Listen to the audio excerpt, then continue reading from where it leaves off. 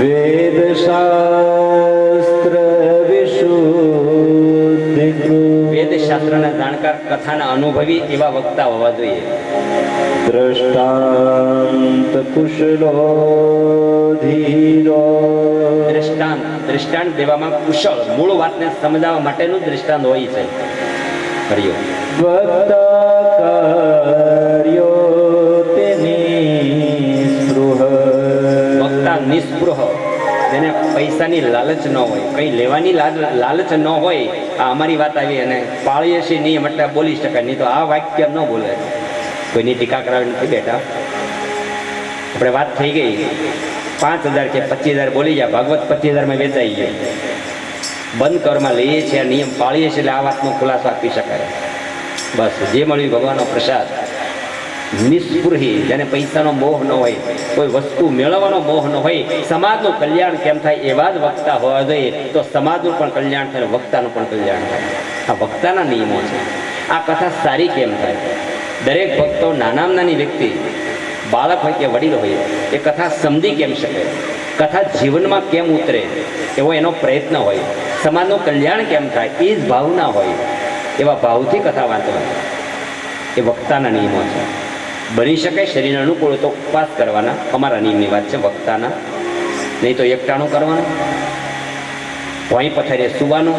અમે ઉતારે ભોંય પથારીએ સૂઈએ છીએ એટલે બોલી શકાય. તમે સેટિંગ પલંગ બધું આ લોકો આપવા તૈયાર હતા, મેં ના પડી કે અમારા નિયમો છે, ભોંય પથારીએ સૂવાનું છે.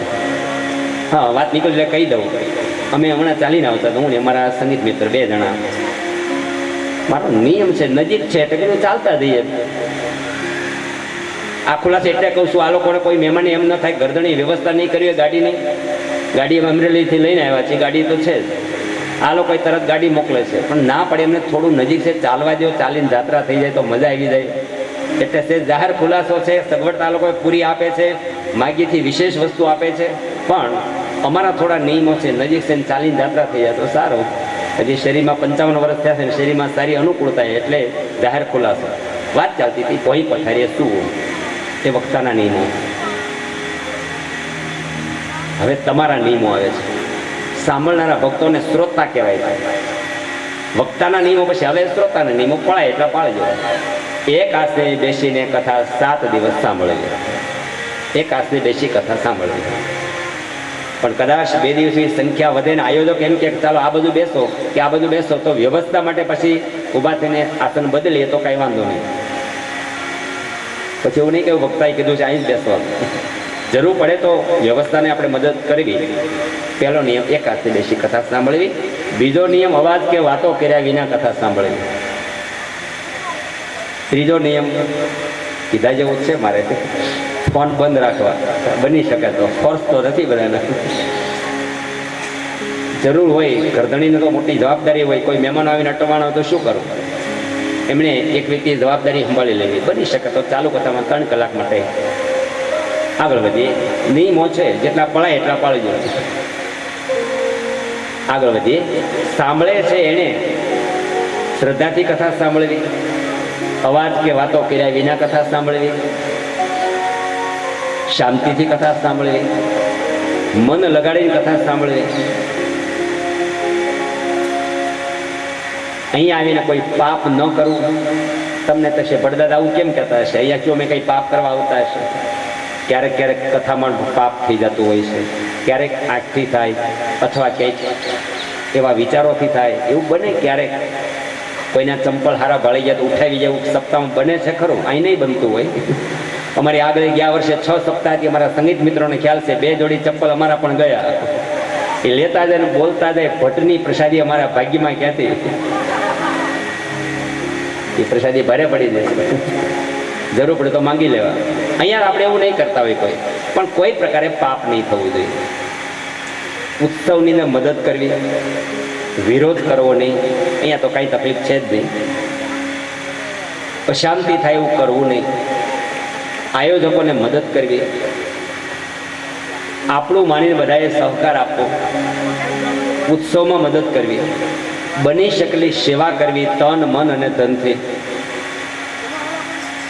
શરીર સારું હોય તો મંડપને સાફ સુફી કરીને, અહીંયા પોથીને થોડું સાફ સુફી કરીને એવી સેવાઓ થઈ શકે. ઉતારે કંઈ જરૂર પડે તો ત્યાં સેવા થઈ શકે.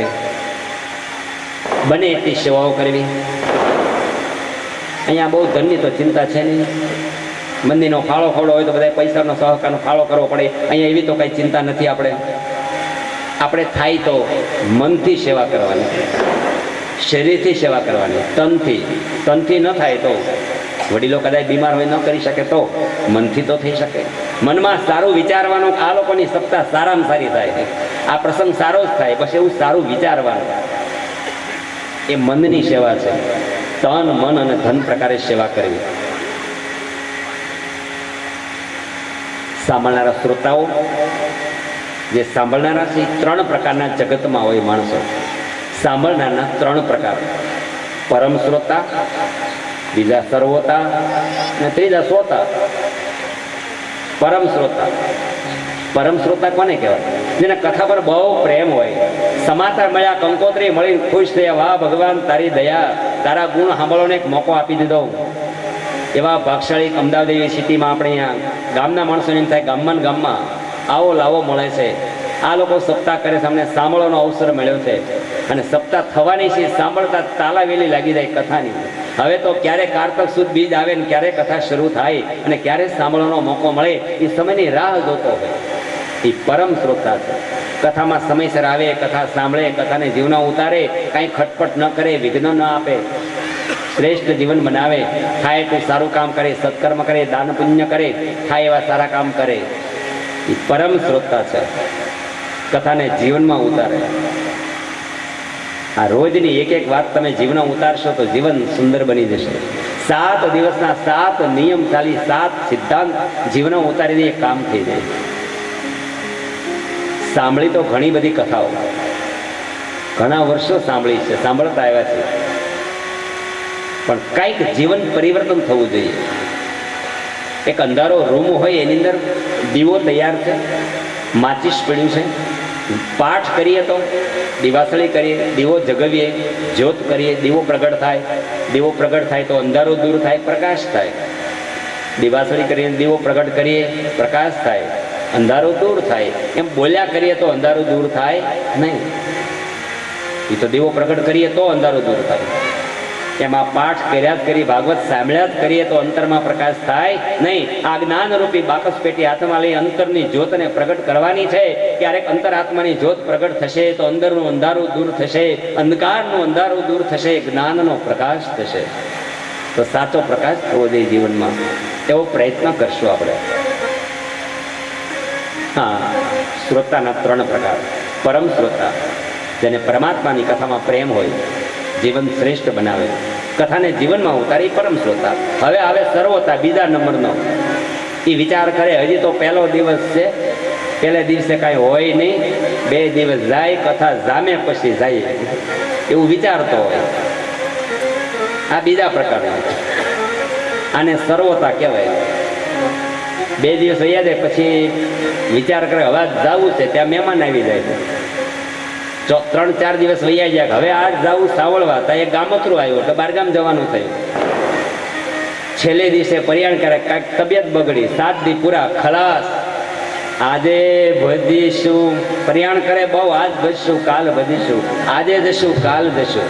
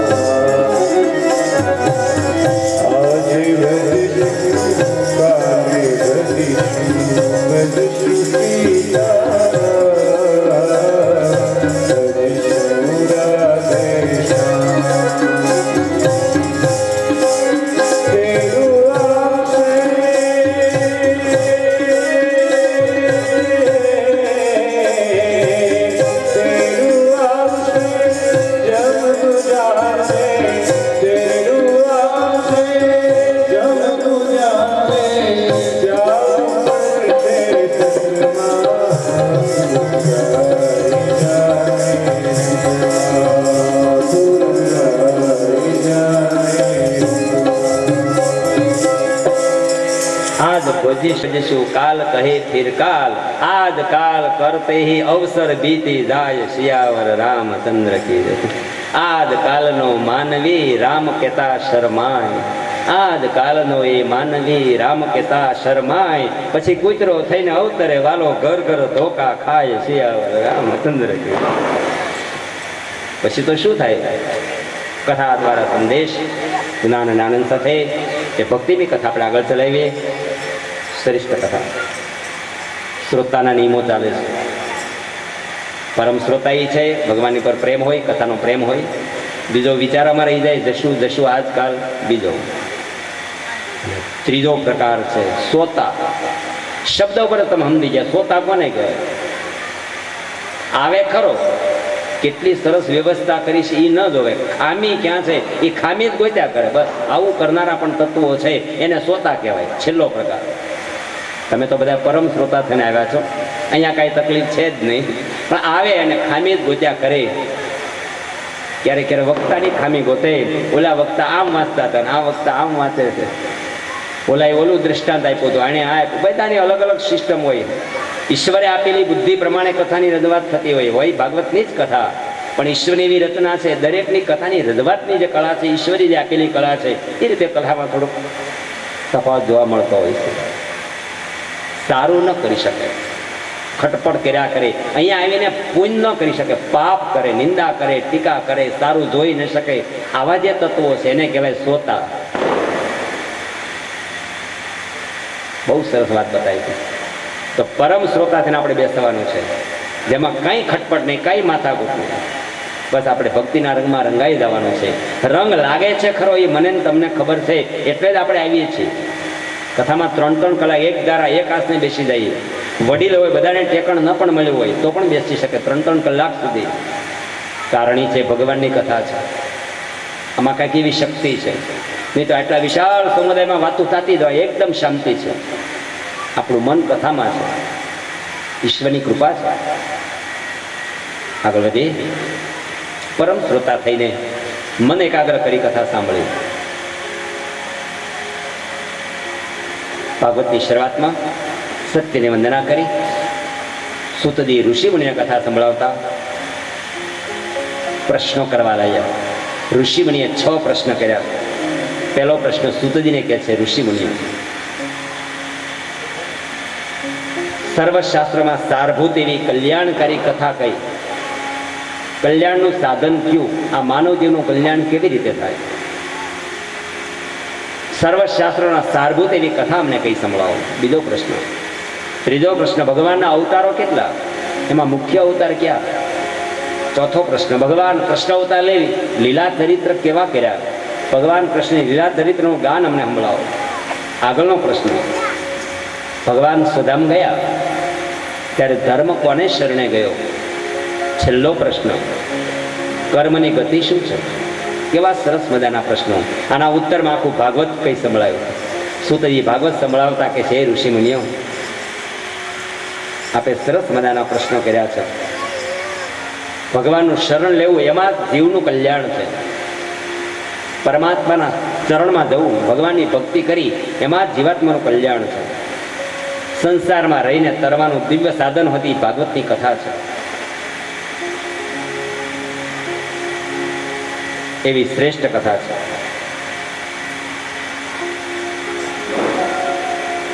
ભગવાનના 24 એવા અવતાર છે.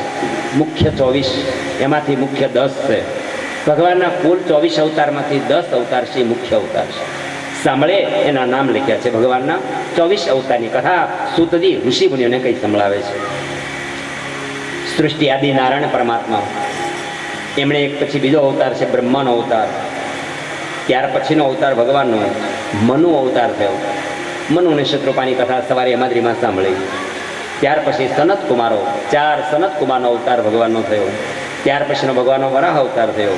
ત્યાર પછી નારદનો અવતાર થયો. પછી નર નારાયણ ભગવાનનો અવતાર થયો. પછી કપિલ અવતાર થયો. ત્યાર પછી દત્તાત્રેય ભગવાનનો અવતાર થયો. અત્રિ અંશુ એના પુત્ર દત્તાત્રેય થયા. ત્યાર પછી ભગવાન ઋષિ પ્રજાપતિને ત્યાં, પત્ની આકૃતિને ત્યાં યજ્ઞ નારાયણ ભગવાનનો અવતાર થયા. ત્યાર પછી નાભી રાજાની પત્ની મેરુદેવીને ત્યાં વૃષભદેવજી થયા, વૃષભદેવનો અવતાર થયો. ત્યાર પછી પૃથુ રાજાનો અવતાર થયો. શ્રેષ્ઠ પૃથ્વીનું માર્ગદર્શન આપ્યું. પૃથુ રાજા પવિત્ર એક ભગવાનનો અવતાર થયો. પછી મત્સ્ય અવતાર થયો, સત્યવ્રત રાજાની રક્ષા કરી. પછી ભગવાનનો કચ્છપ અવતાર થયો, કાચબાનો અવતાર ધારણ કરી મંદરાચલ પર્વતને પીઠ ઉપર ધારણ કરી અને સમુદ્ર મંથનની કથાની અંદર એ વાત આવે છે. કચ્છપ અવતાર થયો ભગવાનનો. પછી કુર્મ અવતાર થયો ભગવાનનો. ત્યાર પછી ધન્વંતરી ભગવાનનો અવતાર થયો, દેવોને અમૃત પાયો. મોહિની અવતાર ભગવાનનો થયો સમુદ્ર મંથન વખતે. ત્યાર પછી ભગવાનનો નૃષિ અવતાર થયો. ત્યાર પછી વામન ભગવાનનો અવતાર થયો. પછી પરશુરામ અવતાર થયો અને વ્યાસ ભગવાનનો અવતાર થયો. જેણે 18 પુરાણ લખ્યા ભગવાન વ્યાસજી થયા. પછી રામ અવતાર થયો ભગવાનનો. પછી બળભદ્રને શ્રી કૃષ્ણ પરમાત્મા અવતરિત થઈ ચૂક્યા. અને ત્યાર પછી ભગવાનનો બુદ્ધ અવતાર ચાલે છે. ઘણા કે છે ભગવાનનો કલ્કી અવતાર થઈ ગયો, ઘણા કે થવાનો છે, અને છેલ્લો કલ્કી અવતાર. આવા 24 અવતારોની કથાના ચરિત્ર કંઈ સંભળાવ્યા. એમાં ભગવાનના 10 અવતાર મુખ્ય છે. નૈમિષારણ્ય જંગલમાં ઋષિ મુનિને ભગવાન પાવન કથા કંઈ સંભળાવે છે. ભાગવતના આગળનો પ્રસંગ, એક પ્રસંગ કલ્યાણકારી છે. આવા અવતારની નામની કથા જે સાંભળશે એનું પણ કલ્યાણ થશે. હવે આગળની કથા. એકવાર વ્યાસ ભગવાન ફરતા ફરતા આગળ વધ્યા. નારદજીનો ભેટો થયો. નારદજી કહે છે, હે વ્યાસ, તમારો ચહેરો જોતા તમે કંઈક દુઃખી લાગો છો. વ્યક્તિનો આમ ચહેરો જોવો તો ખ્યાલ આવી જાય માણસ સુખી છે કે દુઃખી છે. પારક શક્તિ આપણામાં હોય તો. નારદજીએ વ્યાસને કહ્યું, તમે 17 પુરાણ લખ્યા છે, જ્યારે 18મું ભાગવત લખ્યું નથી એ પહેલાંની કથા છે. ભાગવત લખવાનું બાકી હતું એ સમયની આ કથા છે. 17 પુરાણ લખાણા છે ત્યારની કથા છે. નારદજી કહે છે, 17 પુરાણ તમે લખનારા, તમે ઉદાસ કેમ દેખાઓ છો? ત્યારે વ્યાસજી કે, વાત તમારી સાચી છે નારદજી. મારા અંતરમાં એમ છે કે કંઈક ઘટે છે, કંઈક ખામી છે, હજી કંઈક મારા જીવનમાં કંઈક લખવાનું ઘટે છે. શું ઘટે છે એ સમજાતું નથી. નારદજી કે, ભગવાન હે વ્યાસજી, તમે 17 પુરાણોમાં તત્વજ્ઞાનની કથાઓ લખી, આધ્યાત્મિક કથાઓ લખી, નિરંજન નિરાકારની કથાઓ લખી, ખૂબ કથાઓ ભગવાનની લખી, પણ ભગવાનની લીલા કથા લખી નથી. ભગવાન કૃષ્ણની એક લીલા ચરિત્રની કથા લખો, એવી એક કથા લખો. ભગવાનના નામનો મહિમા અંદર હોય, લીલા ચરિત્રનું ગાન હોય અને નામનો મહિમા હોય, એવી કથા બનાવો. પછી ભગવાને ભાગવત લખવાનું વિચાર્યું. વ્યાસજીએ ભાગવત લખવાનું નક્કી કર્યું. જે કથા આપણે સમજી રહ્યા છે, સાંભળી રહ્યા છે. ગણેશને પસંદ કર્યા. વ્યાસ ભગવાને ગણેશજીને કહ્યું કે ગણેશજી, મારે ભાગવત પુરાણ એક લખવું છે, 18મું પુરાણ મારે લખવું છે, છેલ્લું પુરાણ લખવું છે. તમે મને મદદ કરશો લખવાની અંદર? ગણેશજી કે, હા, આપ બોલો, શ્લોક બોલતા જાઓ, હું લખતો જાઉં, પણ મારી એક શરત છે, એક ધારું લખાવાનું, બસ, નહીં રિશેષ, નહીં પોરો જ નહીં. અખંડ ભાગવત પૂરું થાય ત્યાં સુધી તમે લખાવ્યા કરો, હું લખ્યા જ કરું. ગણેશે આવી શરત કરી. વ્યાસજીએ વિચાર કર્યો, લખવામાં ગણેશ થાકશે નહીં, પણ મારે લખવામાં થોડોક થાક લાગી જશે, શું કરવું? એ શરતને સ્વીકારી સામે બીજી શરત વ્યાસ ભગવાને મૂકી દીધી કે હું જે શ્લોક લખું ને એ શ્લોકનો તમારે વિચારી અર્થ સમજીને પાનું જમા કરવાનું. એક શ્લોક લખતો જાઓ. ગણેશને કીધું, તમારી શ્લોક વાંચવાનો, વિચારવાનો, અર્થ સમજવાનો, પછી પાનું જમા કરવાનું. ગણેશ કે કઈ વાંધો નહીં. વ્યાસજીએ ભાગવત લખવાની શરૂઆત કરી. ગણેશ લખવા માંડ્યા. એક શ્લોક ભાગવતના લખાવે છે. 18,000 શ્લોક છે આમાં ભાગવતમાં. એને પાઠ ચાલુ છે. મારા બાબા અભિષેક છે એ સતત આમ પાઠ વાંચ્યા જ કરે છે. જરૂર પડે તો એ શ્લોકની મદદ કરે છે. બાકી રહે તો ઉતારે વાંચવું પડે છે. પાઠમાં બેસનાર બ્રાહ્મણ ભાગવતના અનુભવી હોય છે, શ્લોકના, સંસ્કૃતના, એ જ વ્યવસ્થિત પાઠ કરી શકે. જે શ્લોક તમે સાંભળો છો, કોઈ પણ બ્રાહ્મણ હોય, કોઈ પણ સપ્તાહ હોય ત્યારે વડદાદાજી સાથે એક બ્રાહ્મણ સંસ્કૃતના ભણેલા હોવા જોઈએ. આગળ વધીએ. એ શ્લોક લખવા માંડ્યા. ગણપતિ વાંચે, પાનું જમા થાય. વ્યાસને થોડો આરામ કરવાની જરૂર પડી, એ અઘરો શ્લોક મૂકી દીધો. હવે ગણેશી અઘરો શ્લોક છે, એનો અર્થ સમજવા બેસે, થોડી વાર લાગે ત્યાં વ્યાસજીને આરામ થઈ જાય. વળી શ્લોક લખાવતા લખાવતા આરામની જરૂર પડે ત્યારે અઘરો શ્લોક મૂકી દે. તમે ચિંતા કરતા નહીં, અઘરો શ્લોક નહીં આવે, અઘરી કથા જ નહીં આવે. બધી જ કથામાં એકદમ તમને સરળ, જે તમે સાંભળી રહ્યા છો સાથે સાદી આવી જ કથા, બધી જ કથા સરળ ભાષામાં. ઈશ્વરની કૃપા છે. અને છતાંય કોઈ પોઈન્ટ ન સમજાય તો હું તમારા માટે 15 મિનિટ વહેલો આવું છું. માઇકવાળા ભાઈ હતા એને જ કહું છું. નારદજી વ્યાસજીને પોતાના ગયા જન્મની કથા કહે છે. નારદજી કહે છે, વ્યાસજી, ગયા જન્મે હું દાસીનો દીકરો હતો. અમે બ્રાહ્મણને ઘરે મારી માતા દાસીપણું કરતી હતી. હું ને મારી માં બે જ હતા, દુખિયાર હતા.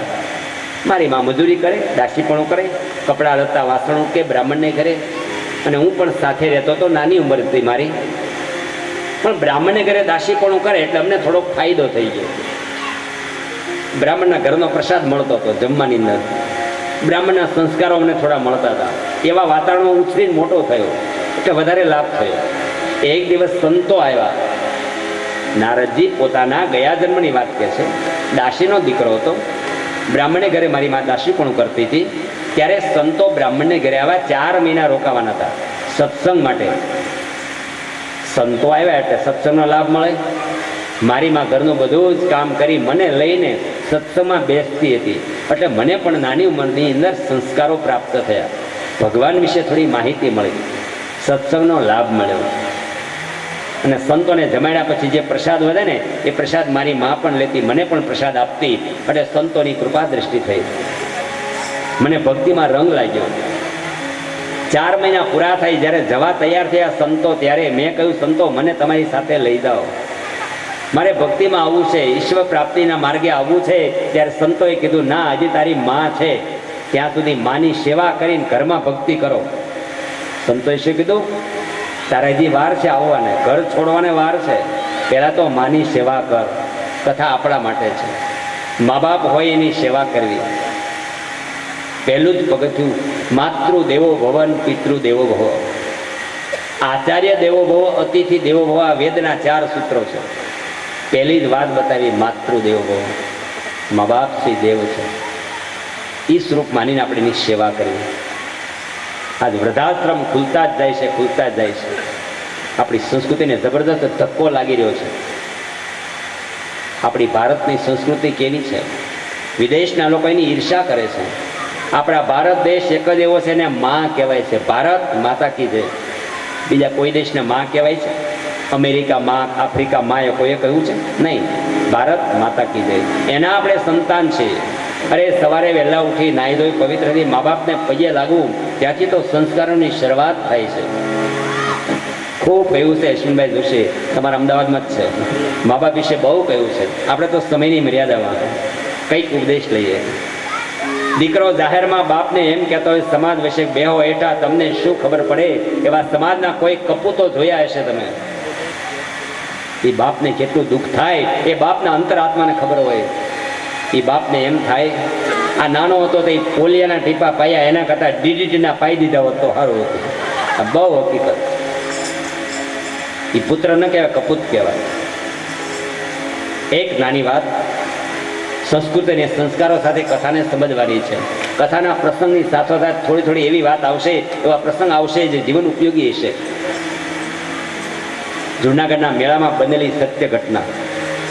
પતિ પત્ની, ગામડાના માણસો, એકનો એક દીકરો મેળામાં ગયા. 10 વર્ષનો એકનો એક દીકરો છે. પતિ પત્ની બાળકને લઈને મેળામાં ગયા છે. જૂનાગઢના શિવરાત્રિના મેળામાં દીકરો ખોવાઈ ગયો. બહુ ગીરદી હતી, હાથમાંથી જુદો પડી ગયો. એની માં ગાંડા ગીલી થઈ ગઈ. એકને એક દીકરો ખોવાઈ જાય તો માની કઈ દિશા થાય? માં એના ઘરવાળાને કહે છે, ગમે એમ કરો, મારા લાલાને મેળવી દો, લાલા વિના હું જીવી નહીં શકું. એના પતિએ બહુ પ્રયત્ન કર્યો, જાહેરાત કરી, દીકરો મળતો નથી. એટલી બધી ગીરદીમાં દીકરો ખોવાઈ ગયો. સાંજ પડી, દીકરો ન મળ્યો, માં ગાંડી ઘેલી થઈ ગઈ. ગમે એમ કરો, લાલા વિના હું જીવી નહીં શકું. એક મારો દીકરો ખોવાઈ જાય, તમે ગમે એમ કરો, મારા દીકરાને મેળવી આપો. એનો પિતા પણ દીકરાનો પિતા પણ દુઃખી છે, ખૂબ પ્રયત્ન કર્યા, શાંત પડી. એ જ સમયે એક ઘટના બની. એક ભાઈ બાળકને તેડીને આવીને કહે છે, આ તમારો બાળક છે? હા, મારો લાલો છે. ભેટી પડ્યા, ચુંબન કરે છે. એમની પત્ની પાસે આવીને કહે છે, રડવાનું બંધ કર, લાલો મળી ગયો. પુરુષ પોતાની પત્નીને કહે છે, રડવાનું બંધ કરી દે, આપણો લાલો મળી ગયો. લાલાને જોઈ માં ચુંબન કરે છે, ભેટી પડે છે, એ જ કરે છે. અને એ જ વખતે એનો ઘરવાળો રોવા માંડ્યો, એનો પતિ રડવા માંડ્યો. પત્ની પૂછે, હવે શું કામ રોવો છો? લાલો તો મળી ગયો, તમે શું કામ રોવો છો? ત્યારે એના પતિદેવ એમ કે છે કે હવે મને સમજાણું કે માં શું કહેવાય, માં શું વસ્તુ છે, એને હવે હું સમજી શક્યો છું. તારો દીકરો સવારથી જુદો પડ્યો, ખોવાઈ ગયો, તારાથી અલગ થયો, 12 કલાક અલગ થયો, ત્યાં તારી આ દશાથી તું ગાંડી ગેલી થઈ ગઈ. આ 12 વર્ષથી આપણા લગ્ન થયા, તે મારા માથી નોખો કરાયો, લગ્ન પછી તે મને જુદો કરાયો, મારી માની કઈ દશા હશે? લગ્ન આજે 12 વર્ષથી તે મને જુદો કરાયો, મારી માની કઈ દશા હશે? બસ સમજાઈ ગયું.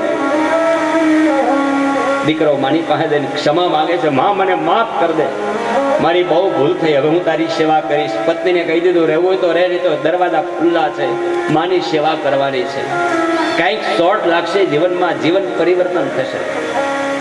એક સુખી દીકરો અમેરિકાની જઈ પૈસો કમાણી કરી, ગામડે માં દુખી મજૂરી કરે છે, માને ભૂલી ગયો. માં ગામડાની કામવાળી તરીકે કામ કરે, દીકરો અબજોપતિ. માની દશાઈ નહીં રહી. માએ ભૂલપણથી બીજાના ગામમાં વાતો ચાલુ કરી, મારો દીકરો કરોડપતિ છે, અમેરિકા છે, પણ મને પત્ર નથી લખતો, ફોન નથી કરતો, પૈસા નથી દેતો.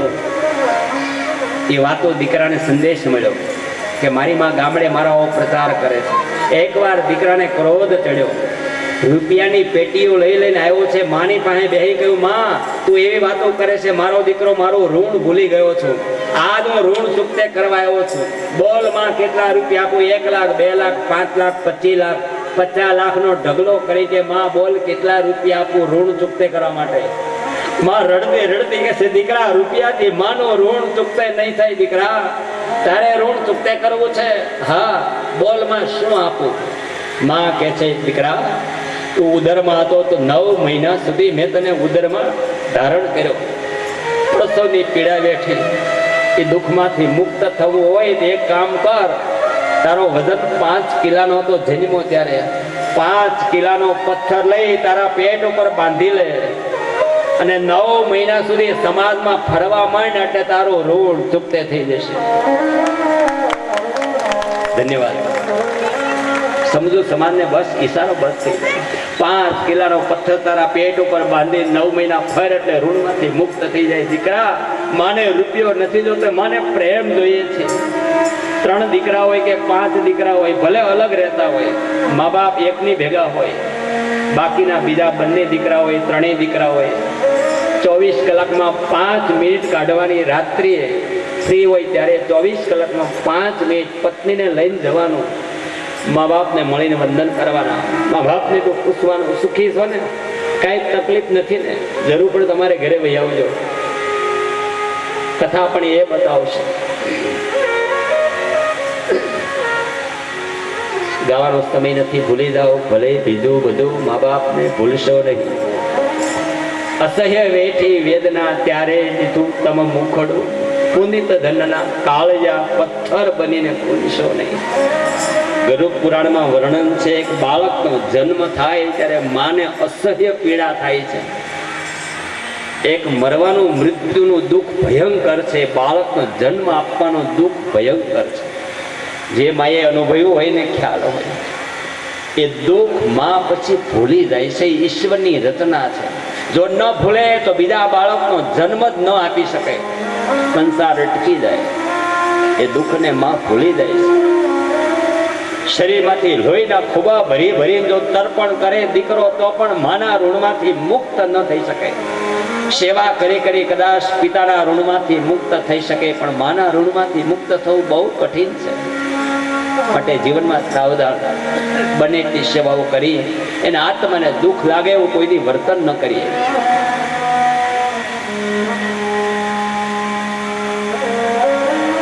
આજ આજના દીકરાઓ વૃદ્ધાશ્રમમાં મા બાપને મૂકીને ઓફિસમાં બેઠો બેઠો ફોન કરતો હોય, કેમ છે બાપુજી? બાપુજી શું કહેતા હશે? મને એમ લાગે છે બાપ નિહાઓ નાખીને કહેતો હશે, દીકરા તું વૃદ્ધ થઈ જા, તારો દીકરો યુવાન થાય, તને મૂકી જાય તો ખબર પડશે કેવી મજા છે. જે મા બાપને ઘરમાં રહેવા પણ ન દઈએ, શું સુખ ભોગવીએ.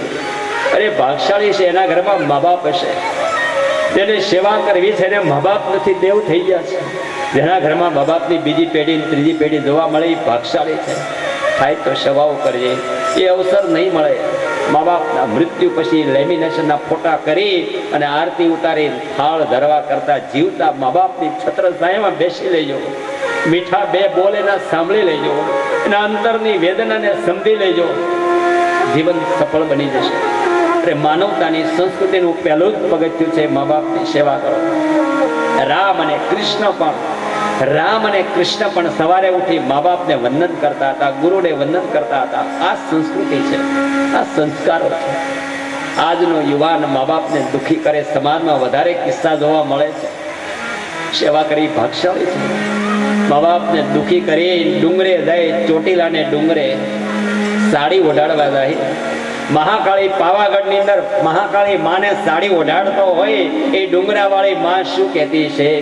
મને લાગે છે ડુંગરાવાળી માં ચામુંડા અને મહાકાળી એમ કહેતી છે, દીકરા, અરે મૂર્ખ દીકરા, અહીંયા સાડી ઓઢાડવા આવ્યો છે, તારી માં ઉમરાવાળીને હાચવી લે. એટલે ડુંગરાવાળી પ્રસન્ન જ છે. એક ઉમરાવાળી માને હાચવી લે એટલે ડુંગરાવાળી પ્રસન્ન છે. તારી માને સારી સાડી પહેરાવી દે, સેવા કરી લે, જીવન સફળ થઈ જશે. ખૂબ ખૂબ વાતો છે, સમયની મર્યાદા રોકે છે. માતા પિતાના ચરણમાં વંદન કરી આગળ વધીએ. બની શકે એ સેવાઓ કરશો. સાથોસાથ વડીલોને પણ થોડી મીઠી ભલામણ, મા બાપને મીઠી ભલામણ. આજનો સમય થોડો ઓળખી જવો. બહુ જૂનું પકડી ન બેસવું. સમય વર્તે સાવધાન. થોડું સેટ થતાં શીખી જવું. તો કે શીખી ગયા છે, વાંધો નથી. બહુ સમય ઓળખી ગયા છે. મા બાપને દીકરા વહુ હાથવે હોત છે. મારે તો બે પક્ષમાં ન્યાય આપવાનો. બધી વહુ કઈ ખરાબ નથી, મા બાપને હેરાન કરે. વડીલોએ થોડેક સેટ થવાનો પ્રયત્ન કરો. આજના યુવાન વર્ગે વડીલો સાથે વિચારોને સેટ થવાનો પ્રયત્ન કરો. થોડી થોડી બાંધછોડ કરી દેવી, સરળ થઈ જશે. મેચિંગ બેનુને બહુ નીકળ્યું, કાંઈ વાંધો નહીં. જેવી મારે તમને કરુણમાંથી આશ્રમમાં લાવવા, કારણ કે ઓલી કથામાં જવાનું છે. થોડી કરુણ વાતાવરણ આપણે જોયું, થોડાક હળવાશ ઉપર જઈએ. જેવી સાડી એવી જ બંગડી, એવો જ ચાંદલો, કંઈ વાંધો નહીં, કરજો સમય પ્રમાણે ચાલો, વાંધો નહીં. બધું મેચિંગ નીકળ્યું, પણ જે મૂળ મેચિંગ હતું એ ભૂલી ગયા. પતિ પત્નીનું મેચિંગ, સાસુ વહુનું મેચિંગ, ચાલો એ મેચિંગ કરી નાખીએ આપણે. આમાં તમારે બધાને સારું જ છે. અહીંયા તો મેચિંગ બધું છે. સાસુ વહુ બધા સાથે બેઠા છે, ધન્યવાદ. સમાજની વાત કરું છું. અહીંયા જે વાત થાય ને એક કુટુંબને ન કહેતા હોય, એક સમાજને ન કહેતા હોય, આખા વિશ્વ પર બોલતા હોઈએ છીએ, એની નોંધ લેશો. મેચિંગ સરળ થઈ જાય એમ છે. દરેક સાસુ નક્કી કરે એક સૂત્ર નાનું એવું, સાસુ વહુના ઝઘડા દુનિયામાંથી બંધ થઈ જાય. આ સૂત્ર લાગુ કરીએ તો તમામ સાસુ નક્કી કરે, વહુ મારી દીકરી છે, દીકરી જેટલો પ્રેમ આપી દે, બસ. દીકરી પર જેટલો પ્રેમ છે એટલો પ્રેમ આપી દે. દરેક વહુ નક્કી કરે, સાસુ મારી બા છે, માં દીકરી તરીકે રહેવા માંડે, જીવન સફળ થઈ જાય. દરેક સાસુને એમ કહો છો એટલો પ્રેમ આપો, વહુને એટલો પ્રેમ આપો, એની માને ભૂલી જવી જોઈએ. એની માં કરતા વધારે પ્રેમ આપો અને સરસ મજા આવી જશે જીવનમાં. નિંદાને ટીકા બંધ કરી દો. પાડોશમાં કોઈ એમ કે તારી વહુ આવી હતી, આમ વાતું કરતી હતી, સાસુએ કહી દેવું મારી વહુનું નામ લેતી નહીં. એક પણ વાત મારે સાંભળવી જ નથી. શીખ્યા જેવું સૂત્ર છે. આવું સૂત્ર તમને કોઈ નહીં શીખડાવે. એવી રીતે વહુને કોઈ વાત કરતા હોય કે તમારા સાસુ આવ્યા હતા, આમ કહેતા હતા, આમ કહેતા હતા, હા તો વહુ પછી એમ કે પછી મારી સાસુ શું કહેતા હતા, એટલે બે વાત ભળી જશે. પણ વવે શું કરવાનું? વવે શું કરવાનું? એમ કહેવાનું બંધ થઈ જાય, મારી હાહુનું નામ લેતી નહીં. અમે ઘરમાં સમજી એક પણ વાત મારા સાસુના વિરુદ્ધમાં સાંભળવા હું તૈયાર જ નથી. ઝઘડો બંધ થઈ જશે. બહુ સરળ છે. પ્રેમ આપતા શીખી જાઓ, બસ. દરેક પ્રત્યે. પછી ભાઈઓ કુટુંબ હોય, બાપ દીકરો હોય, ભાઈઓ હોય, બધાને પ્રેમ આપતા શીખી દઈએ, બસ. પ્રેમ આપવાથી પ્રેમ મળે. બહુ સરળ સૂત્ર છે. આપણને કોઈ કે આવો આવો ભાઈ બેસો ભાઈ આમ ભાવથી બોલાવે મજા આવી જાય ને. કોઈ બહેનોને એમ કે આવો આવો બેન બેસો બેન, કોઈ ભાવથી બોલાવે તો મજા આવી જાય. તો આપણે બધાને પ્રેમથી બોલાવતા શીખી દઈએ. આપણી વાણીથી કોઈને દુઃખ થવું જ ન જોઈએ. વાણીમાં વિવેક એટલો બધો હોવો જોઈએ. કોઈ પણ વાત નમ્રતાથી સરળતાથી કરીએ, ક્રોધથી ન કરીએ. એકદમ વાત સરળતાથી કરીએ. વાણી બોલતા પહેલાં આપણી વાણીથી કોઈને દુઃખ થાય એવું બોલવું જ નહીં. કોઈ પણ વાત કરીએ બહુ શાંતિથી સમજણપૂર્વક કરીએ. બોલતા પહેલાં પરિણામ શું આવશે એ વિચારીને બોલીએ. વાણીનો વિવેક એક જ સૂત્ર બધાય માટે કામ થઈ જશે, જીવનની મજા આવી જશે. જેની જીભ મીઠી એની ઘરે ઘરે ચીઠી. જેની જીભ મીઠી તો ઘરે ઘરે ચીઠી, પણ જેની જીભ ઝેરી તો આખો મલક વેરી. સૂત્ર બહુ નાના પણ સમજવા જેવા છે. તમને ગમ્યું તો ફરીવાર કહી દઉં. જેની જીભ મીઠી તો ઘરે ઘરે ચીઠી, જેની જીભ ઝેરી તો આખો મલક વેરી. એક ભાઈ જાહેરમાં બોલતા નહોતો આવડતો, એને વિવેક નહોતો. એક માણસ બોલતો હતો, હું બહુ સાચો માણસ છું, જરાય ખોટું સહન ન કરી શકું, હાસું મારા હગા મારા બાપને કહી દો, એમ બોલતો હતો. એ સાચો જ હતો, સાચું કહેતો હતો, પણ સારો નહોતો લાગતો, કારણ કે વિવેક નહોતો એની પાસે. જો એને વાતને વિવેકથી કેમ બોલી શકાય? એ માણસ એમ બોલ્યો હોય તો કે ભાઈ હું સાચો માણસ છું, ખોટું સહન ન કરી શકું, મારા બાપુજીની ભૂલ થાય તો કહી શકું ખરો, એમ તો કેવું સરસ લાગે. વાત તો એની થઈ ને. લગ્નના માંડવામાં બોલાય રામ બોલો ભાઈ રામ, ભગવાનનું નામ છે તોય એમ તો ન જ બોલાય ને. ક્યાં બોલાય, શું બોલાય, કેમ બોલાય? તમને થશે ભાઈની જ વાત કરી. એક વવારું બેન ગામડું ગામ મારે નીકળવો ને એને બોલું, ગામનું નામ દેવાની જરૂર નથી. એ વવારો એની સાસુને જમાડવાનો ટાઈમ એ વહુ બોલતી હતી. સગે કાને સાંભળ્યું, શબ્દો મને પાકા થઈ ગયા. એ ગામડાની વહુ બોલતી હતી એની સાસુને જમાડતી વખતે. એ કે ગુડાવ ગળસો ઝોંટી લ્યો લે, આતે કોઈ તારી ભાષા છે તોય જમાડવા. એના કરતાં એમ કીધું હોય તો બા હાલો જમવા, ઉંમર લાયક છો, જમવા બેસી જાઓ, ગરમ ગરમ રોટલી છે, બા જમવા બેસી જાઓ. તો આશીર્વાદ આમ નાભીમાંથી ન મળી જાય? કેમ લાગે છે તમને? બહુ સરળ છે, રાખવાના જ છે, સેવા કરવાની છે. તો વાણીમાં વિવેક શીખી દઈએ, બહુ મજા આવે છે. શું કથા છે, કથાની મસ્તી. પણ અને સમય પર વધારે મહત્વ છે એટલે મૂળ વાતમાં પાછા ફરીએ. સારી વાતો તમને સ્વીકારી લેજો, કોઈ વાત ન ગમે તો કાઢી નાખશો. કથાના દોર સાથે આ બહુ જરૂર છે. આવી થોડી વાતો જીવનમાં ઉતરી જાય તો કામ થઈ જાય. અમે એવી આશા લઈને આવ્યા છીએ આ સપ્તાહમાં. 7 દિવસ પછી કરધણી કવરમાં કેટલી આપશે દક્ષિણા, તમે કેટલું ભેટ ધરશો એની ચિંતા નથી. અમે એવી આશા લઈને આવ્યા છીએ આ કથા પછી પરિણામ કાંઈક સારું આવવું જોઈએ કે અહીંથી અમદાવાદથી આ બારગામથી આવેલા મહેમાનો તરફથી 1-2 ફોન મને એવા આવવા જોઈએ કે અમારા ઘરમાં ઝઘડા બંધ થઈ ગયા. બધી વાત શરૂ કરું ત્યાં લોકો સમજી ગયા કે શું કહેવા માંગે છે. અહીંથી આ તમારે ઝઘડા ન હોય તો તમે ભાગશાળી, પણ કોઈના ઘરમાં થોડું ઘણું તસલ મુશ્કેલી હોય એ એમ કે અમારા ઘરમાં આ કથા સાંભળ્યા પછી ઝઘડો બંધ થઈ ગયો. એવા 1 થી 2 ફોન આવશે તો માની લઈશ મને લાખો રૂપિયા દક્ષિણા મળી ગઈ. એવી આશા લઈને આવ્યા છે. આગળ વધીએ. ધન્યવાદ. ક્યાં આવ્યા મૂળ વાતમાં? મારી એકને યાદ રાખવાનું, તમારે બધાને યાદ રાખવાનું.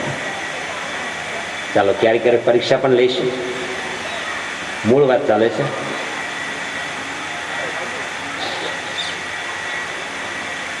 નારદજીએ ગયા જન્મની વાત કરી દીધી વ્યાસની આગળ. નામનો મહિમાની વાત ચાલે છે. હું દાસી પુત્ર હતો, મારી માને છોડીને સંતોએ ના પાડી આવવાની નથી, સેવા માની કરવાની છે. એના ઉપરથી મા બાપ ઉપર પણ વાત કરી હતી. બસ માએ જે જીવે છે તું દાસી પુત્ર છો, તારી માની સેવા કરી લે. મા દેવ થઈ જાય ને પછી તું જંગલમાં જઈને ભક્તિ કરજે. એવા મારા આશીર્વાદ છે. સંતો આશીર્વાદ દઈને ગયા. સમય જતાં માતાનું મૃત્યુ થયું. પછી હું દાસી પુત્ર હતો ત્યારે માનું મૃત્યુ થયા પછીની ક્રિયાઓ કરી. પછી હું જંગલમાં ગયો. નારદજી પોતાના ગયા જન્મની વાત કરે છે કે દાસી પુત્ર હતો ત્યારે મારી માનું મૃત્યુ થયું, એકલો થઈ ગયો, નિરાધાર થઈ ગયો. પછી જંગલમાં જઈને તપ કરી, ભક્તિ કરી, સંતો પાસે જે શાસ્ત્રોની કથા સાંભળી હતી, ભગવાનની કથાઓ સાંભળી હતી, એ નામનો જપ કર્યો અને જીવનને સફળ કરી. અને આ જન્મ હું બ્રહ્માનો દીકરો નારદ બની ગયો. ગયા જન્મની ભક્તિ મારી સફળ થઈ ગઈ. એક દાસી પુત્રમાંથી છૂટીને આ જન્મ મને બ્રહ્માનો દીકરો બન્યો. હું નારદ બન્યો અને અખંડ ભગવાનના દર્શન કરી શકું છું. આ ભક્તિની તાકાત છે. ગયા જન્મે ખાલી નામ સ્મરણ કર્યું, ઓમ નમો ભગવતે વાસુદેવાય નમઃ, ઓમ નમો ભગવતે વાસુદેવાય નમઃ. એ નામના મહિમા છે. ભગવાનનું સ્મરણ કરવાથી મને આ શ્રેષ્ઠ અવતાર મળ્યો. આ છે નામનો મહિમા. તો એવી કથા લખો. એવી કથા વ્યાસજી લખાવે છે, ગણેશ લખે છે. એમાં કૃષ્ણ ચરિત્ર, કૃષ્ણ જન્મની કથા, અનેક જન્મોની અવતારની કથા, રામ અવતારની કથા, કપિલ જન્મની કથા, નૃસિંહ અવતારની કથા, આવી અનેક કથાઓ આવે છે. ભાગવત સંભળાવવાના છે. એવો મહાન રાજા પરીક્ષિતનો જન્મ કેવી રીતે થાય છે? પાંડુ પુત્ર છે. પરીક્ષિતના ગર્ભની રક્ષા ભગવાન કેવી રીતે કરે છે? શરૂઆત થાય છે એક મહાભારતના પ્રસંગથી. દુર્યોધનનો અંતિમ સમય છે. મહાભારતનું ભયંકર યુદ્ધ થયું. દુર્યોધન મરતો નથી. પાપી જલ્દી મરે નહીં, એના કર્મ એને ભોગવવા પડે છે. ત્યાંથી પ્રસંગની શરૂઆત. એનો મિત્ર આવે છે, દુર્યોધનનો મિત્ર, નામ છે અશ્વત્થામા. અશ્વત્થામા આવીને કે, હે દુર્યોધન, તું કેમ આટલો બધો દુઃખી થાય છે? દુર્યોધન કહે છે કે, અરે મિત્ર, હે અશ્વત્થામા, મારા દુશ્મન પાંડવ જીવે છે ત્યાં સુધી મને શાંતિ નથી. આ દુર્યોધનની વિચારધારા. મરતી વખતે પણ પાંડવને મારવાની વૃત્તિ છે. આખી જિંદગી છળ કપટ કર્યું દુર્યોધને, અધર્મ અનીતિ કરી. કાકા બાપાના ભાઈઓ પણ ફેર કેટલો. પાંડવો અને કૌરવો. પાંડવોના મેળવેલું રાજ્ય હતું, દુર્યોધન એકલો પચાવી જાય. કૃષ્ણ આવીને સમજાવે, એ દુર્યોધન, આ પાંડવોના પિતાનું મેળવેલું રાજ્ય છે, અડધું દઈ દે. દુર્યોધન કે નથી દેવું. ભગવાન સમજાવે, એ દુર્યોધન, પાંડવોને ખાલી 5 ગામડા દઈ દે એટલે એની રોજી રોટી ચાલે. દુર્યોધને ના પાડી. 5 ગામ નહીં, 1 ગામ નહીં, 100ની અણીરે એટલી જગ્યા આપી નથી, થાય એ કરી લો. કૃષ્ણે સમજાવવાનો પ્રયત્ન કર્યો ત્યારે દુર્યોધન શું કહે છે? દુર્યોધનના શબ્દો જાણવા જેવા છે. એણે કૃષ્ણને કીધું, આ બધી મને ખબર છે, તું કે છે નીતિની વાત છે. જાનામિ ધર્મં, જાનામિ ધર્મ, ધર્મ શું છે એવું જાણું છું ખરો. હું અધર્મ કરું છું એ મને ખબર છે. નચ મે પ્રવૃત્તં, ધર્મને જાણું છો, એમાં હું પ્રવૃત્ત થઈ શકતો નથી, ધર્મ માર્ગે ચાલી શકતો નથી. જાનામિ અધર્મં, હું અધર્મ કરું છું મને ખબર છે, પણ અધર્મને છોડી શકતો નથી. નચ મે નિવૃત્તં. તમને નથી લાગતું દુનિયામાં ઘણા આવા દુર્યોધન જોવા મળે છે? દુર્યોધને શું કીધું? ધર્મ શું છે, નીતિ શું છે, બધી મને ખબર છે, પણ નીતિ માર્ગે હાલી શકતો નથી અને આ અધર્મને છોડી શકતો નથી. એવા ઘણા માણસો નહીં જોવા મળતા? ખબર છે મા બાપને દુઃખી ન કરાય, સેવા કરાય, અનીતિ ન કરાય, અધર્મ ન કરાય, પાપ ન કરાય, છતાંય કરે. દુર્યોધન નહીં તો બીજું શું? આ દુર્યોધનનો અંતિમ સમય. મરતી વખતે કે, હે અસ્વસ્થામાં, મારા દુશ્મન પાંડવના માથા કાપીને લાવ્યો તે મને શાંતિ થાય. દુર્યોધનની બુદ્ધિ. એટલે વડીલો કહે છે, છેડો તો સુધારી લ્યો, મરતા વખતે તો મૃત્યુને સુધારી લ્યો, જીવન સફળ થઈ જાય. પણ દુર્યોધનની બુદ્ધિ. અશ્વત્થામાનો મિત્ર એવો જ હોય ને, દ્રોણનો પુત્ર છે. અશ્વત્થામા કે હમણાં પાંડવોના 5 માથા કાપીને લાવું છું. અશ્વત્થામા આવે છે. રાત્રિનો સમય છે. પાંડવોની છાવણી તરફ રાત્રિનો સમય પસાર થઈ ચૂક્યો છે. મધ્યરાત્રિ પસાર થઈ ગઈ છે. કૃષ્ણને ખબર પડી કે હમણાં મારી નાખશે પાંડવોને. કૃષ્ણે પાંડવોને જાગૃત કર્યા. 5 ભાઈઓ, યુધિષ્ઠિર, ધર્મરાજ, અર્જુન, સહદેવ, નિકુળ, ભીમસેન, 5એને ઉઠાડી કહ્યું, ચાલો સંધ્યા ઉપાસનાનો ટાઈમ થઈ ગયો છે. નદી કિનારે જાય છે. પાંડવો જતા રહ્યા. પાંડવોની છાવણીમાં પાંડવોના બાળકો સૂતા છે. પાંડવોના 5 બાળકો માથે ઓઢીને સૂતા છે. પાંડવો સ્નાન કરવા ગયા સંધ્યા ઉપાસનામાં. અશ્વત્થામાં આવીને છાવણીમાં જોવે છે, સૂતેલા 5 બાળકોને જોયા. એને થયું પાંડવો જ સૂતા છે. એમ માની તલવારના ઝાટકાથી મસ્તકો કાપી નાખ્યા. પાંડવોના બાળકો દ્રૌપદીના 5 સંતાન સુતેલા મસ્તકો કાપી લોહી લોહાણ હાલતમાં કરી મસ્તક લાવે છે. લે દુર્યોધન પાંડવના માથા 5 મસ્તક મૂક્યા. દુર્યોધન ખુશ થઈ ગયો કે મારા પાંડવો દુશ્મનો મરી ગયા. લાવ ભીમનું માથું, મને શાંતિ થઈ જાય. માથા જોવે છે તો ભીમનું માથું મળતું નથી. અરે આ શું?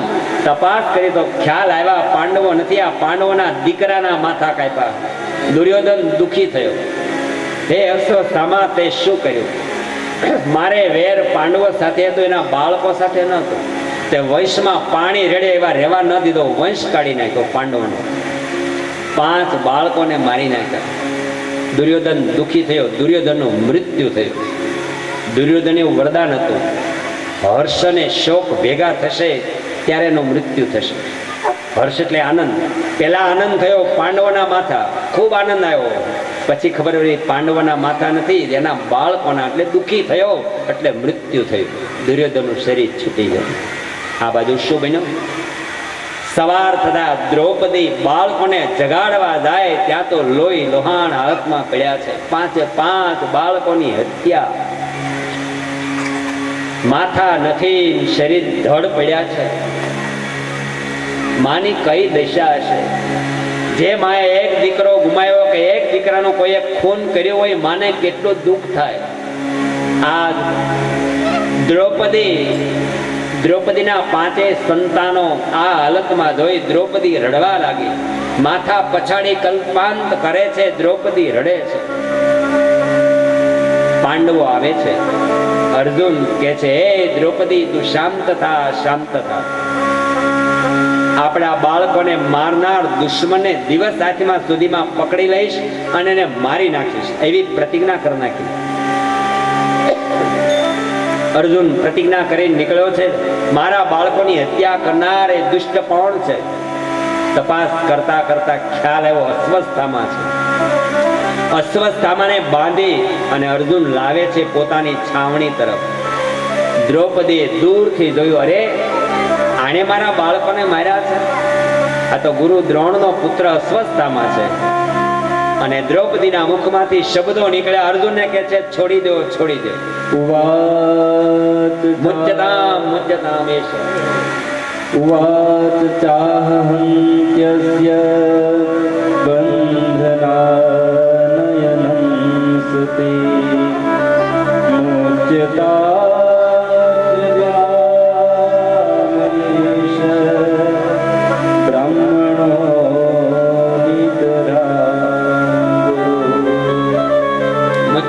મુચ્યતામ એષ બ્રાહ્મણો નિતવામ ગુરુ.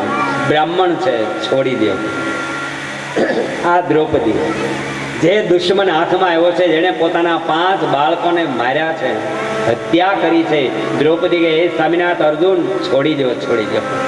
ભલે એને મારા 5 બાળકોને માર્યા, પણ એને નથી મારવા. કારણ કે એની માને દુઃખી નથી કરવી. આ એક માં તો દીકરા વિહોણી દુઃખી થાય છે. એની માં ગમ તેને રડવું પડશે. ગુરુપુત્ર છે, છોડી દો. ક્ષમા ગુણ કેટલો છે. ત્યારે દ્રૌપદીનું સ્થાન સતી નારીમાં આવે. 5 સતી નારી મહાન, જેના નામ અમર થયા છે. અહલ્યા, દ્રૌપદી, તારા, સીતા, મંદોદરી તથા પંચક નામ સ્મરે નિત્યમ મહાપાતકનાશનમ. અહલ્યા, દ્રૌપદી, તારા, સીતા અને મંદોદરી આવા મહાન સતી નારી થયા છે, જેના નામ લેવાથી દિવસ આપણો પવિત્ર થઈ જાય. ત્યારે જ કહ્યું છે, નારી નમાવે દેવને, નારી અપાવે રાજ. નારીથી શોભે સંસાર, નારી છે ઘરની લાજ. નારી તો લક્ષ્મી છે, નારી જગદંબા છે. નારીનો ખૂબ મહિમા છે. અનેક એવી સતી નારીઓ થઈ ગઈ. જય હો. એક છંદમાં પૂછ્યું, રઘુકુળ ભૂષણ રામનો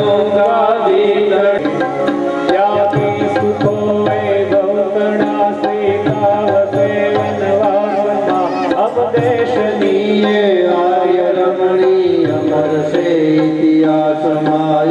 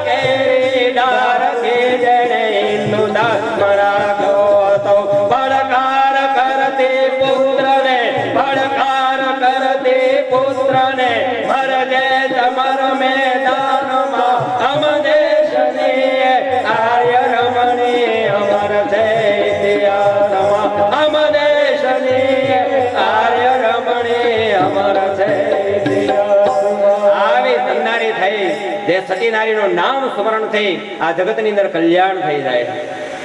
રઘુકુળ ભૂષણ રામનું ગાદી તણું મુહૂર્ત છે. વિચાર કરીએ અને એવા જ સમયે સીતાને વનમાં જવાનો થાય. હસ્તે મોડે રામની સાથે જાય.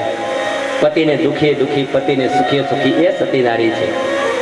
આ નારીનો મહિમા છે. દીકરી જન્મે તો શું કહેવાય છે તમને ખ્યાલ જ છે. શું કહેવાય? લક્ષ્મી આવ્યા, માતાજી આવ્યા એમ બોલે છે ને બધા. દીકરો જન્મ તો એમ કે છે ભગવાન આવ્યા, સ્વામિનારાયણ, યોગેશ્વર. કયો તો સારી વાત છે. હા, નારીનો મહિમા કહું છું. આગળ બતાવું. દીકરી જન્મ તો એમ કહેવાય માતાજી આવ્યા, લક્ષ્મી આવ્યા. દીકરી થોડી મોટી થાય ને એટલે એની પૂજા ચાલુ થઈ જાય. રાંદલમાંના લોટા તેડીએ ને ત્યારે એની પૂજા કરીએ છીએ ને આપણે. કુંવારિકા જગદંબા, મા જગદંબાનું સ્વરૂપ છે. એનો અંગૂઠો ધોવાય, ચરણામઠ લેવાય, પ્રસાદ લેવાય. આ નારીનો મહિમા છે. ગૌણી કયો ને આપણે. હા, ગૌણી થાય છે કુંવારી. લગભગ તમારી જ્ઞાતિમાં તેડતા હશે. દરેક જાતિમાં તેડે છે રાંદલમાંના લોટા, ત્યારે ગૌણી થાય છે. કુંવારિકાની પૂજા થાય છે. મા જગદંબા તરીકે પૂજાય છે. ગૌણી થાય છે કે ગૌણા થાય છે. હા, થોડાક તમને હસાવવું પણ કરે. હવે નવા રિવાજ કરે, ચાલો છોકરાના ગૌણા કરો, અંગૂઠા દો, ઠીક છે. તો વાત અલગ છે. બાકી નારીનો મહિમા આગળ કહું. દીકરી મોટી થાય એટલે ગૌણી થાય. એથી મોટી થાય પછી લગ્ન થાય ત્યારે સાસરે જાય ત્યારે સાસુ શું કે છે? મારા ઘરમાં દીકરાની વહુ આવી ને તો લક્ષ્મી આવી. એટલે વહુના કંકુવાળા પગલા થાય છે. તમારી રિવાજ છે ને વહુના કંકુવાળા છે કે નહીં? હા હા, બસ એમ જવાબ દેતા રહેજો. દરેક જ્ઞાતિમાં અમારે એમ તમારે બધાને. દીકરો પરણીને આવ્યો ત્યારે પોતાના દીકરાના કંકુવાળા પગલા નહીં. હવે નવી ફેશન કરે તો ભલે, પણ દીકરાની વહુના કંકુવાળા પગલા. શા માટે? એ લક્ષ્મી છે. સાસુબા વિચારે છે કે મારા ઘરમાં દીકરાની વહુ આવી, લક્ષ્મી બનીને આવી. એ લક્ષ્મી પગલા, કંકુ પગલા છે. લક્ષ્મી જ છે. લક્ષ્મી રહેવાની છે. ઘરમાં સારી રૂઢી હોય, ઘરમાં સારા સંસ્કાર હોય તો આવનારી વહુ સદાય લક્ષ્મી બની રહેવાની છે. આટલી વાત સાંભળ્યા પછી અમારા ભાઈઓને એમ થતું છે કે ભડદાદા બહેનોના પક્ષમાં બોલે છે કે શું? ભલે કોઈ જાહેરમાં અમને ન કહે, પણ આ મનમાં થતું છે કે બહેનોનો આટલો બધો મહિમા. લક્ષ્મી કહેવાય, માતાજી કહેવાય, પૂજા થાય તો શું કાંઈ પુરુષનું મહત્વ જ ન હોય? એટલું જ મહત્વ પુરુષનું હોત છે. હું યાદ કરાવું તમને. પુરુષની પૂજા જિંદગીમાં એકવાર થાય છે. દરેક પુરુષની પૂજા.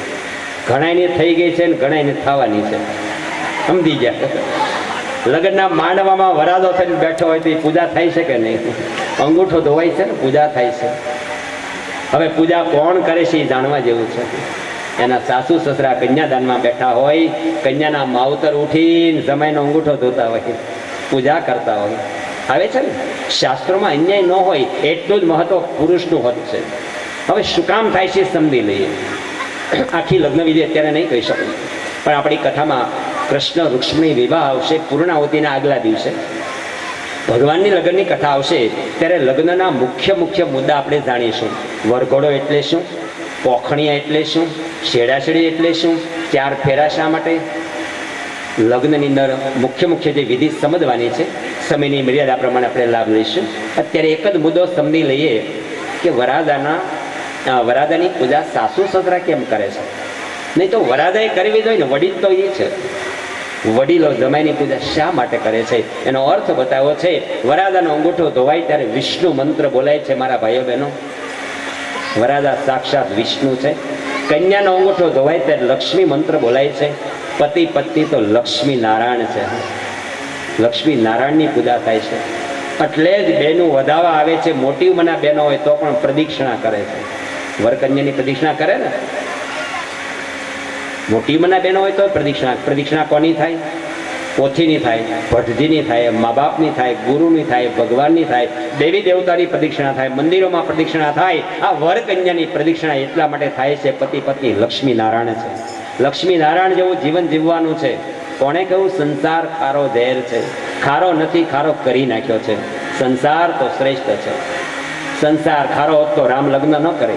સંસાર ખારો હોત તો ઋષિમુનિઓ લગ્ન ન કરે. આપણે અનેક ઋષિમુનિઓ લગ્ન કર્યા છે.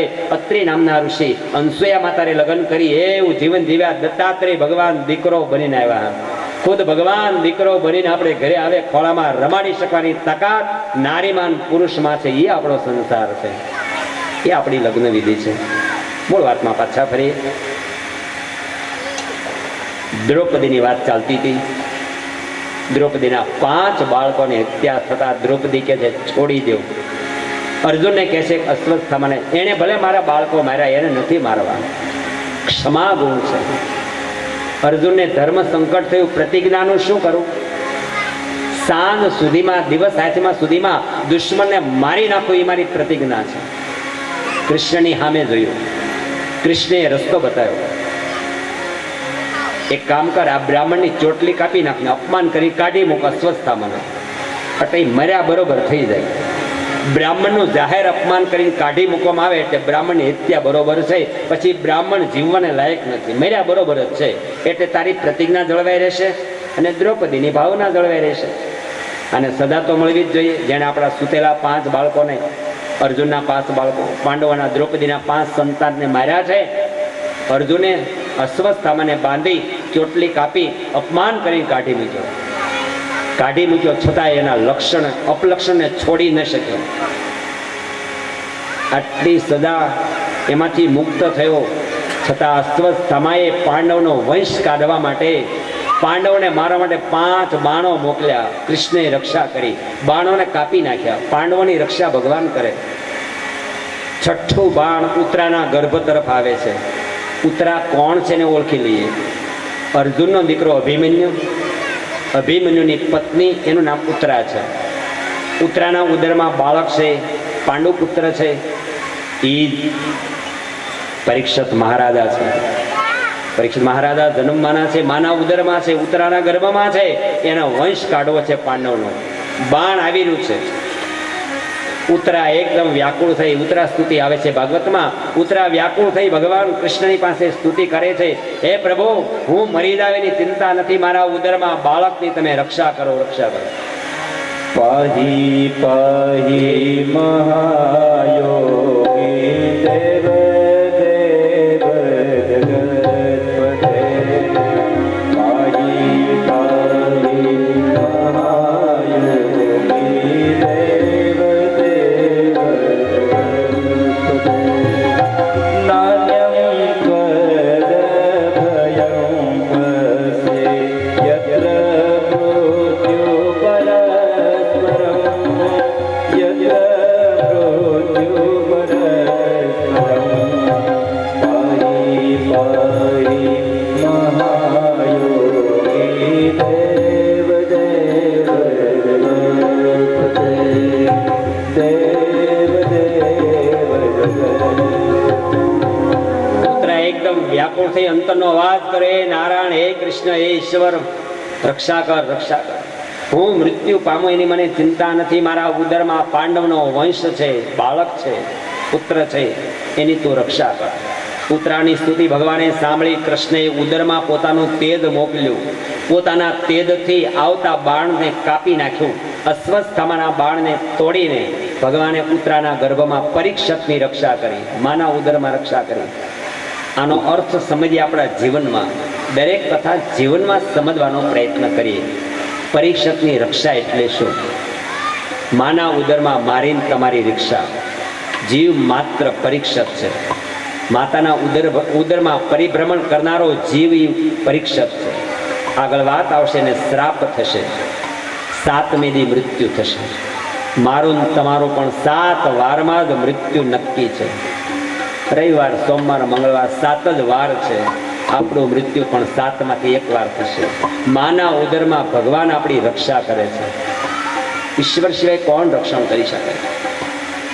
જે સમય માતા ઉદરમાં જીવ બહુ અકળાય છે, તે જ સમયે ભક્તિ કરવા વચનથી બંધાય છે. જે સમય માતા ઉદરમાં જીવ બહુ અકળાય છે, તે જ સમયે ભક્તિ કરવા વચનથી બંધાય છે. જન્મતાની સાથ દીધું વચને ભૂલાય છે, સંસારની માયા મહી જીવતો અથડાય છે. જન્મીને ગર્ભ માહેથી સૌ જીવ ઈશ ભૂલે છે. ઈશ એટલે ઈશ્વર. જન્મીને ગર્ભ માહેથી સૌ જીવ ઈશ ભૂલે છે. બને જ્યાં તન તણી શાંતિ દર્દીઓ વૈદ ભૂલે છે. શીખીને સર્વ વિદ્યાઓ ગુરુને શિષ્ય ભૂલે છે. પહોંચેલા ઉચ્ચ હોદા પર મદાંધો કર્મ ભૂલે છે. બધાય નથી ભૂલતા. છેલ્લી કડીમાં શું કહ્યું? ખરેખર સ્વાર્થના સાધક કર્યા ઉપકાર ભૂલે છે. સ્વાર્થીલા મનુષ્ય બીજાના ઉપકારને ભૂલી જાય છે. માતાના ઉદરમાં આપણી ભગવાન રક્ષા કરે છે. ઈશ્વર કેટલો દયાળુ છે. ઈશ્વર એટલે પરમાત્મા દયાનો સાગર છે. બહુ દયાળુ છે. ખાલી વિચારીએ ઈશ્વરની દયા કેટલી. 3 વસ્તુ ભગવાન બધાને આપે છે. જીવન જીવવાની 3 વસ્તુ. રોટી કપડા ઓર મકાન એમ નહીં. રોટી કપડા ઓર મકાન તો આપણા બનાવેલા છે. રોટી કદાચ ન મળે માણસને તો જંગલમાં વનસ્પતિના પાંદડા ખાઈ ખાઈને જીવન જીવી શકે.